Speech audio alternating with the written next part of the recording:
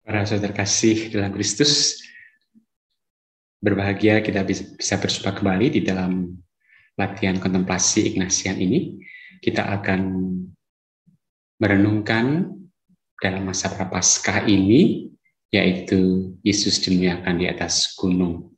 Tidak terasa kita sudah masuki masa Prapaskah, besok kita masuk dalam minggu Prapaskah yang kedua, kita akan mendengarkan bacaan yang akan kita kontemplasikan malam hari ini.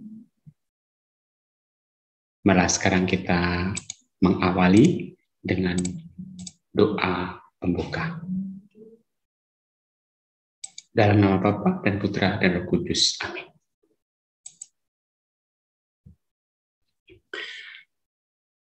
Allah Bapa yang Maha Kasih, kami bersyukur kepadamu atas rahmat-Mu bagi kami semuanya, sehingga kami bisa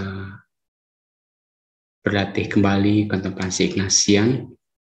Pada malam hari ini kami akan merenungkan Yesus yang dimuliakan di atas bukit yang menunjukkan kepada Petrus, Yohanes dan Yakobus tentang harapan kemuliaan setelah penderitaan. Kami mohon Engkau juga berkenan untuk memberikan kami kekuatan, pengharapan akan kemuliaan Yesus Putra-Mu, sehingga di dalam masa Prapaskah ini kami pun bisa bertekun untuk tetap setia mengikuti Yesus Putra-Mu di dalam segala situasi yang ada. Kami berkat-Mu untuk latihan kontemplasi pada malam hari ini agar kami bisa berlatih dengan baik. Semuanya kami menunjukkan kepadamu dengan pengetahuan Kristus Tuhan kami. Amin. Nah, para saudara kasih dalam Kristus, untuk mendalami spiritualitas Santo Ignatius Loyola, kita akan melihat video tentang pantang dan puasa, tentang masa Prapaskah ini. Aku percaya dan Roh Kudus, Gereja Katolik yang kudus, persekutuan darah kudus, pengampunan dosa, kebangkitan badan, kehidupan kekal. Salve sahabat Katoliku keren. Di masa Prapaskah, umat Katolik seluruh dunia melakukan pantang dan puasa sebagai wujud pertobatan dan amal kasih. Berikut cara berpantang dan puasa dalam Gereja Katolik. Yang pertama, bagaimana sih cara berpantang Katolik? Sahabat Katoliku keren, ada dua pantang yang wajib dalam Gereja Katolik, yaitu pantang daging dan pantang yang kita tentukan sendiri. Yang pertama, pantang daging dilakukan dengan cara menghindari mengonsumsi daging seperti daging babi dan daging sapi. Kita ganti dengan hanya mengonsumsi ikan. Jika memang tak biasa memakan daging, maka carilah pantang yang lain. Misal, jika selalu makan ikan, maka pantang daging diganti dengan berpantang ikan. Yang kedua, ada pantang yang kita tentukan sendiri, yaitu menghindari segala yang disenangi, bisa satu atau lebih. Misal, kita suka bermain game, maka kita memilih pantang main game, diganti dengan bernovena. Kita suka jalan-jalan ke mall, maka kita memilih pantang jalan-jalan ke mall, ganti dengan berdoa jalan salib. Kita biasa merokok, maka pilih pantang rokok dan ganti dengan membaca Alkitab, dan lain-lain. Jadi ada dua pantang, yaitu pantang daging, ganti dengan makan ikan, dan pantang kesenangan yang kita tentukan sendiri. Kemudian kapan sih berpantang dan sejak umur berapa? Pantang dalam Gereja Katolik dilakukan saat Rabu Abu, Jumat Agung, dan setiap Jumat selama masa Prapaskah dari Prapaskah ke-1 hingga Prapaskah ke-6. Mereka yang wajib berpantang ialah yang berumur 14 tahun ke atas. Bagi yang sakit tidak diwajibkan berpantang. Di bawah umur 14 tahun jika ingin berpantang bisa melakukannya, namun harus di bawah arahan kedua orang tua agar dibimbing pada pertobatan yang sejati. Tak hanya di masa Prapaskah, pantang juga bisa dilakukan umat loh di luar masa Prapaskah, yaitu setiap hari Jumat, kecuali hari Minggu dan hari Raya. Yang kedua, bagaimana sih cara berpuasa dalam Katolik? Cara berpuasa dalam Gereja Katolik ialah dengan makan kenyang hanya sekali. Misal, satu hari kita 3 kali makan, yaitu pagi, siang, dan malam. Maka di antara makan pagi, siang, dan malam ini, pilihlah salah satu yang makannya sampai kenyang. 2 lainnya kurangi porsi. Uang makan harian dan makanan yang tersisa bisa kita pakai untuk berdonasi atau berbagi kasih kepada mereka yang miskin dan papa. Puasa hanya berlaku untuk makan nasi dan lauk, tidak berlaku untuk cemilan. Cemilan boleh, namun dianjurkan tidak terlalu banyak, sampai bikin kita kenyang dan batal puasa. Kemudian kapan sih berpuasa dan sejak umur berapa? Puasa dilakukan hanya saat Rabu Abu dan Jumat Agung. Jadi sahabat Katoliku keren, saat Rabu Abu dan Jumat Agung, kita wajib berpuasa dan berpantang. Sedangkan hari Jumat lain selama masa Prapaskah hanya berpantang saja. Yang wajib berpuasa ialah umur 18-60 tahun. Bagi yang sakit, tidak diwajibkan puasa. Bagi yang berumur di bawah 14 tahun jika ingin puasa boleh, tapi dianjurkan harus berada di bawah bimbingan orang tua. Akan tetapi dianjurkan hanya pantang saja, karena puasa secara fisik belum mampu bagi anak di bawah umur 14 tahun. Sahabat Katoliku keren, itulah panduan berpantang dan berpuasa dalam Gereja Katolik selama masa Prapaskah. Semoga informasi ini bermanfaat. Berikut quotes keren dari Paus Fransiskus bagi kita selama menjalani masa Prapaskah. Jika Anda ingin berpantang dan berpuasa, ubahlah kesedihan menjadi penuh syukur. Ubahlah kemarahan menjadi penuh kesabaran. Ubahlah pesimisme menjadi penuh harapan. Ubahlah kekhawatiran menjadi penuh kepercayaan pada Tuhan. Ubahlah dendam menjadi didamaikan. Dan ubahlah egoisme menjadi penuh belas kasih.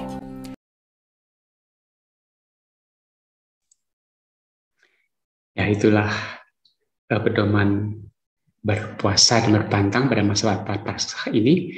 Yang penting tentu saja adalah bagaimana kita mempersembahkan pertobatan yang sejati kepada Tuhan untuk memperbarui hidup kita, supaya kita pun semakin pantas menjadi anak-anak Allah yang sejati, murid-murid Yesus yang sejati. Nah, para terkasih dalam Kristus, pada masa Prapaskah ini, Paus juga mengajak kita untuk mendoakan perdamaian di Ukraina, ya, yang sedang berperang, diserang oleh Rusia, ya. Paus Fransiskus mengajak kita semuanya untuk mempersembahkan hari Rabu Abu yang lalu dan juga selama masa Prapaskah ini mempersembahkan puasa dan doa-doa kita bagi perdamaian dunia, khususnya di Ukraina. Semoga perundingan bisa segera berhasil dan juga perang bisa segera dihentikan. Nah, sekarang kita akan masuk di dalam penjelasan kontemplasi mengenai masa Prapaskah ini yang akan kita ambil dari perikop Injil Lukas bab 9 ayat 28-36, yaitu tentang Yesus yang dimuliakan di atas gunung. Kita dengarkan kutipannya. Yesus membawa Petrus, Yohanes, dan Yakobus lalu naik ke atas gunung untuk berdoa. Ketika ia sedang berdoa, rupa wajahnya berubah dan pakaiannya menjadi putih berkilau-kilauan. Dan tampaklah 2 orang berbicara dengan dia, yaitu Musa dan Elia. Keduanya menampakkan diri di dalam kemuliaan dan berbicara tentang tujuan kepergiannya yang akan dikenapinya di Yerusalem. Sementara itu Petrus dan teman-temannya telah tertidur, dan ketika mereka terbangun, mereka melihat Yesus di dalam kemuliaannya, dan kedua orang yang berdiri di dekatnya itu. Dan ketika kedua orang itu hendak meninggalkan Yesus, Petrus berkata kepadanya, "Guru, betapa bahagianya kami berada di tempat ini. Baiklah, kami dirikan sekarang 3 kemah, 1 untuk engkau, 1 untuk Musa, dan 1 untuk Elia."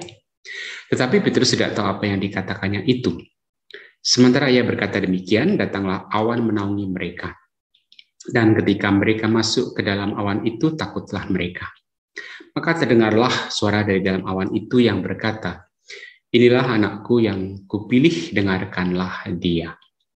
Ketika suara itu terdengar, Tampaklah Yesus tinggal seorang diri, dan murid-murid itu merahasiakannya, dan pada masa itu mereka tidak menceritakan kepada siapapun apa yang telah mereka lihat itu. Nah, baik, sekarang kita lihat videonya.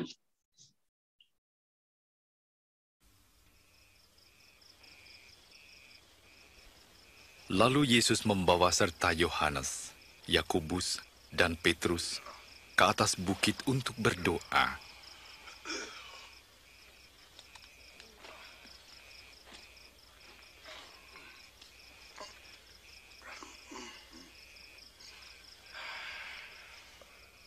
Sementara ia sedang berdoa, wajahnya bersinar-sinar dan jubahnya menjadi putih berkilauan. Tiba-tiba, ada dua orang berbicara dengan Yesus. Mereka adalah Musa dan Elia yang nampak dalam kemuliaan surgawi. Engkau akan menghadapi maksud Allah. Engkau akan mati di Yerusalem.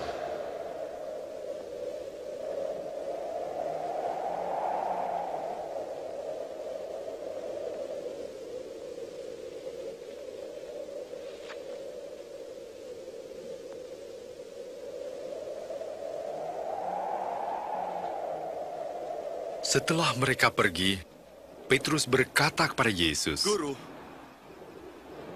betapa indahnya kita berada di sini. Kami akan mendirikan 3 tenda. 1 untukmu. Sementara Petrus berbicara, ada awan yang datang menaungi mereka. Maka murid-muridnya pun menjadi takut.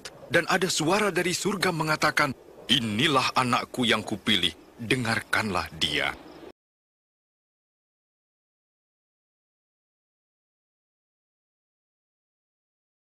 Nah, para terkasih, seperti biasa, doa-doa kita akan kita bagi di dalam beberapa langkah.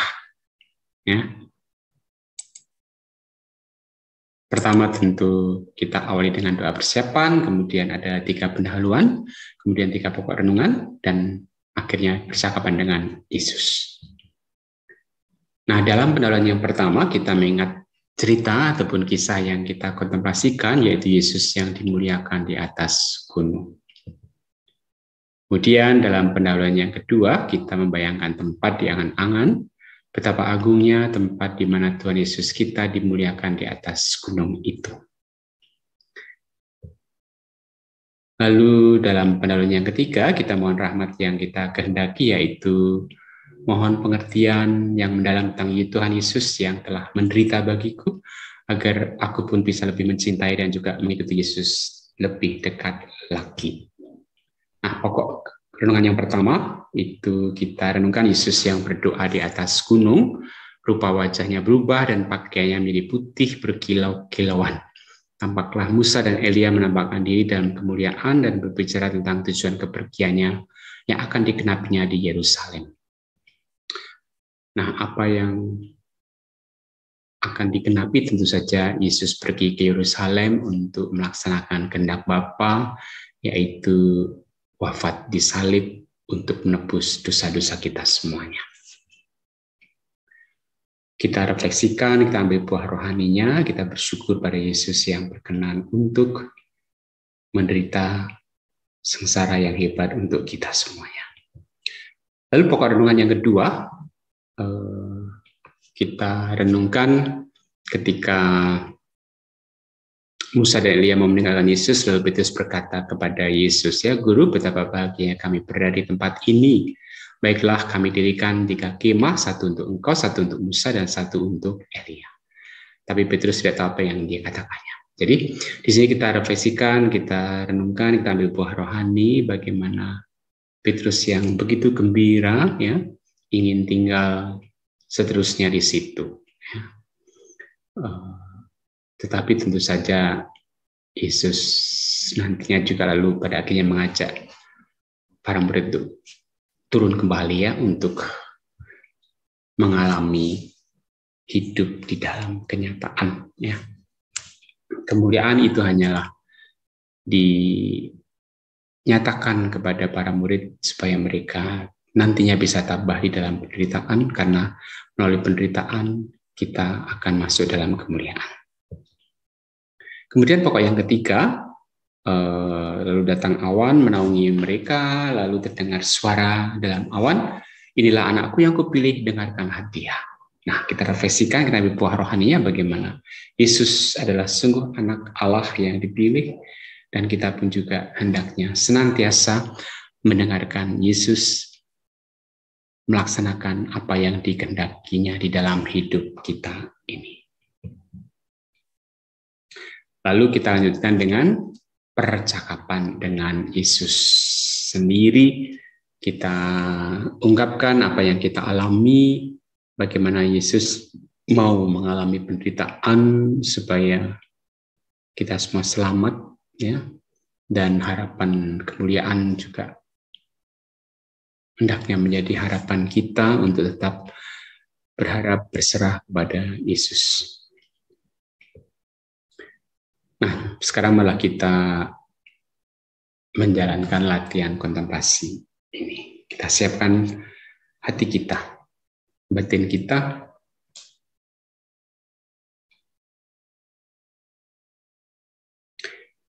Kita sadari kehadiran Tuhan di tengah-tengah kita.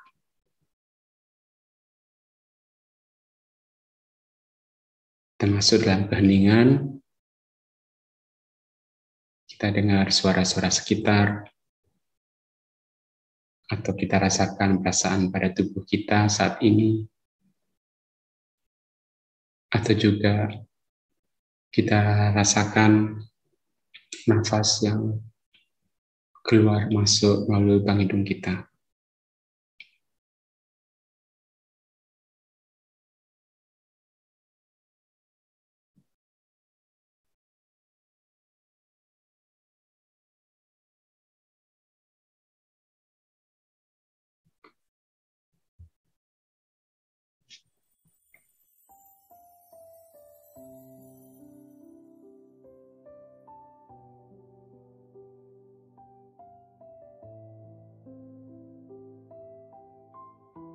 Ya Allah Tritunggal Maha Kudus yang amat pantas disembah, lihatlah aku bersujud di hadapan-Mu untuk menyatakan baktiku kepadamu Allah yang Maha Agung.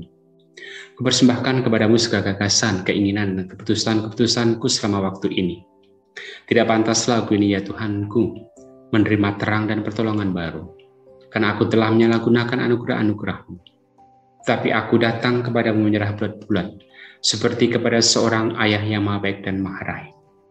Dan demi jasa-jasa Yesus Kristus penebusku, lewat Santa Peran Maria Bundaku, serta sekalian orang kudus pelindungku, aku mohon, sudilah Engkau menganugerahkan rahmat-Mu agar aku dapat mencari-Mu dengan sepenuh hati, dengan rendah hati, dan setia memberi tanpa kecuali. Amin.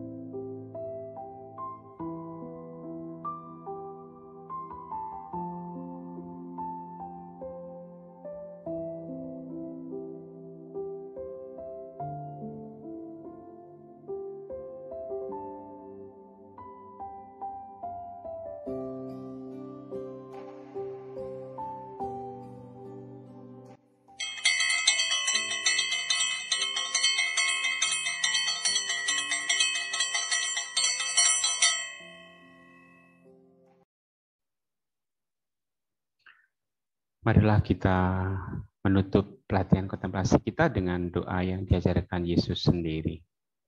Bapa kami yang ada di surga, dimuliakanlah namamu, datanglah kerajaan-Mu, jadilah kehendak-Mu di atas bumi seperti di dalam surga. Berilah kami rezeki pada hari ini, dan ampunilah kesalahan kami, seperti kami pun mengampuni yang bersalah kepada kami. Dan janganlah masukkan kami ke dalam pencobaan, tetapi bebaskanlah kami dari yang jahat. Amin. Nah, para saudara kasih Kristus, bagaimana dengan pengalaman latihan kontemplasi kali ini? Semoga Anda semuanya bisa masuk di dalam kontemplasi, melihat kemuliaan Tuhan Yesus, dan juga dikuatkan, tapi juga sekaligus diteguhkan di dalam usaha kita untuk selalu mau mendengarkan Yesus, Guru dan juga Tuhan kita. Semoga kita pun juga bisa setia di dalam melaksanakan tugas hidup kita sehari-hari, meskipun ada banyak tantangan, hambatan, ataupun salib yang kita hadapi di dalam perjalanan hidup kita ini. Nah, sekarang kita akan melihat sejenak peringatan di bulan Maret ini. Nah, pada bulan Maret, pada masa Prapaskah ini tentu saja peringatan-peringatan wajib itu menjadi fakultatif, dan kita memang fokus pada masa Prapaskah ini.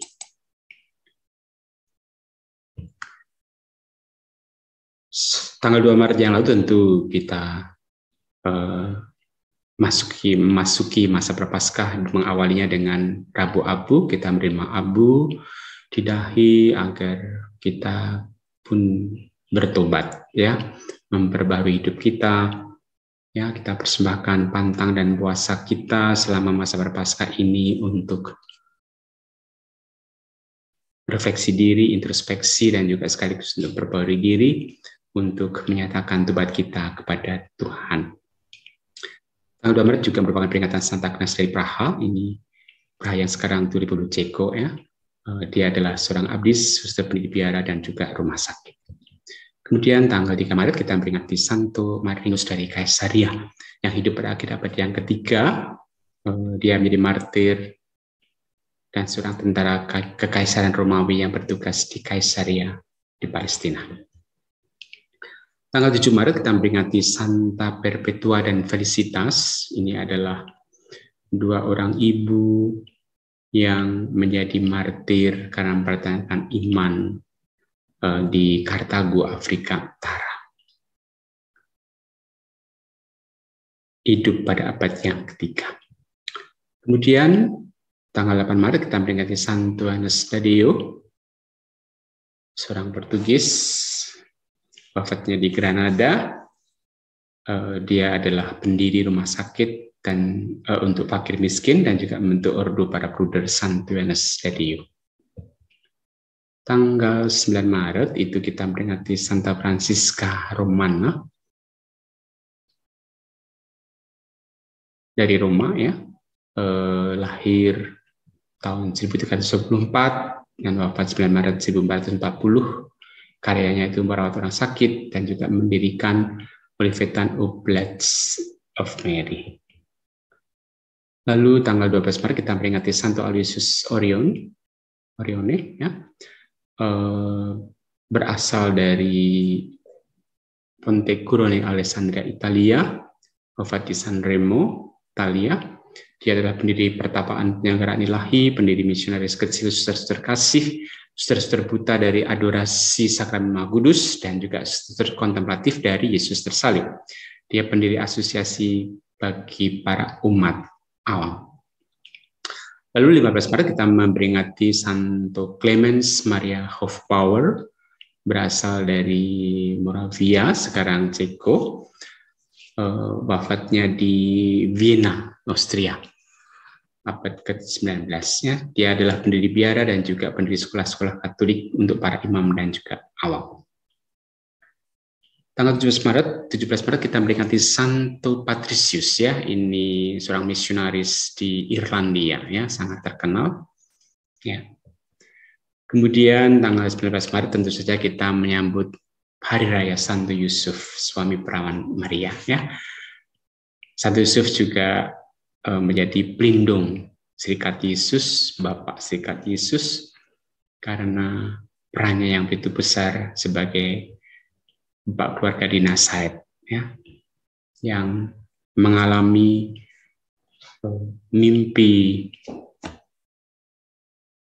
untuk menemukan kehendak Tuhan dalam hidupnya, yang dipanggil untuk menjadi kepala keluarga di Nazaret. Santo Yusuf juga menjadi pelindung gereja universal, ya, kita semuanya pelindung pada Santo Yusuf yang setia, yang beriman, yang rendah hati. Lalu tanggal 25 Maret kita merayakan Hari Raya Kabar Sukacita. Ini adalah persis 9 bulan sebelum kita merayakan Natal, kelahiran Yesus. Ya. Hari Raya Kabar Sukacita adalah saat ketika Bunda Maria menerima kabar sukacita untuk dipanggil menjadi Bunda Yesus sendiri.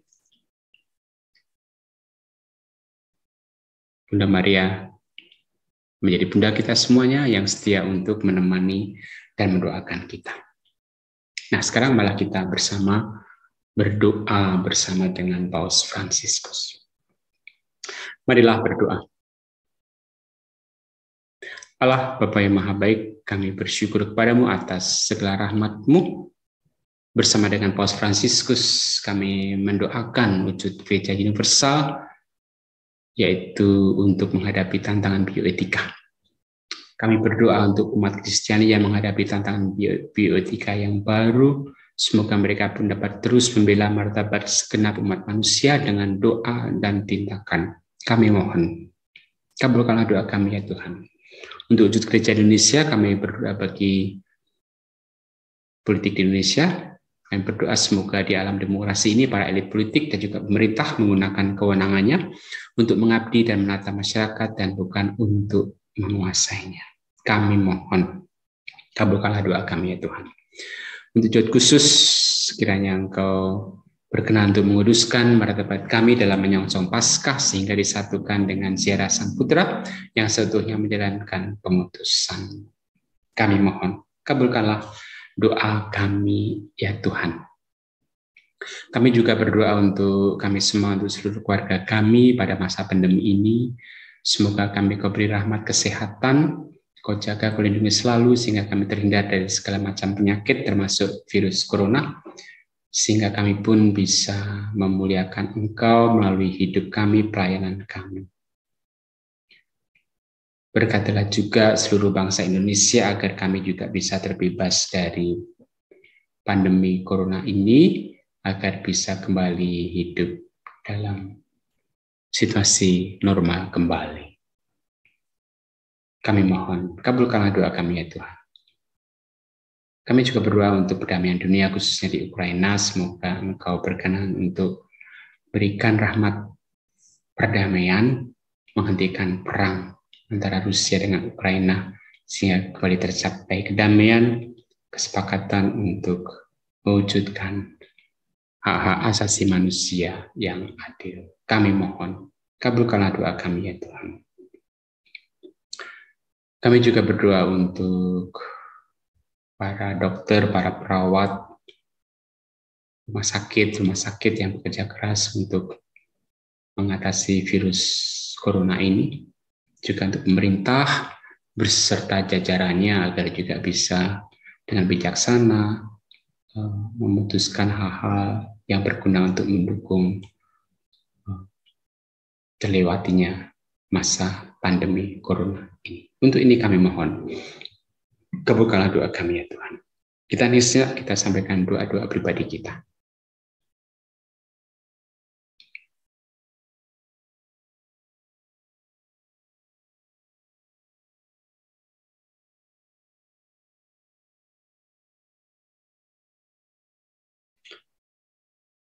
Allah Bapa yang Maha Baik, kami bersyukur kepadamu atas kesempatan pada malam hari ini kami bisa berlatih kontemplasi, merenungkan Yesus yang dimuliakan di atas gunung. Semoga pengalaman kontemplasi ini menguatkan kami, melanjutkan masa prapaskah ini untuk nantinya kami pun juga bisa membangun semangat pertobatan yang sejati, sehingga pada masa Paskah kami bisa merayakan kebangkitan Yesus Putramu dengan penuh berkat dan sukacita Paskah. Berkatilah kami sekeluarga, berkatilah mereka yang membutuhkan doa-doa kami, agar Engkau pun melimpahkan berkat kepada mereka semuanya, sehingga setiap orang juga bisa mengalami kasih-Mu sendiri. Semua doa ini kami ajukan kepada-Mu dengan mengatakan Kristus Tuhan kami. Amin. Nah, para saudara kasih dalam Kristus, malah sekarang kita mohon berkat Tuhan. Tuhan bersamamu dan bersama roh. Semoga kita semuanya beserta seluruh keluarga dan juga mereka yang kita cintai, yang kita doakan, senantiasa mendapat berkat Allah yang Maha Kuasa, Bapa dan Putra dan Roh Kudus. Amin. Baik, terima kasih untuk kebersamaan kita pada malam hari ini. Sampai jumpa minggu bulan depan. Salam berkah Bali.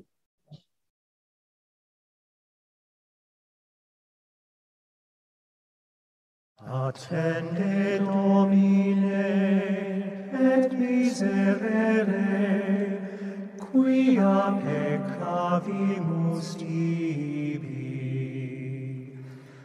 A te rexume omnium Redemptor, oculos nostros sublevamus frentes, exaudi Christe supplicantum preces. Attende Domine et miserere, quia peccavimus tibi. Dextera Patris lapis angularis, via salutis janua celestis, ablue nostri maculas delicti. Attende Domine et miserere, quia peccavimus tibi. Rogamus Deus tua majestatem, oribus sacris gemitus exaudi, crimina nostra placitus indulge. Attende Domine et miserere, quia peccavimus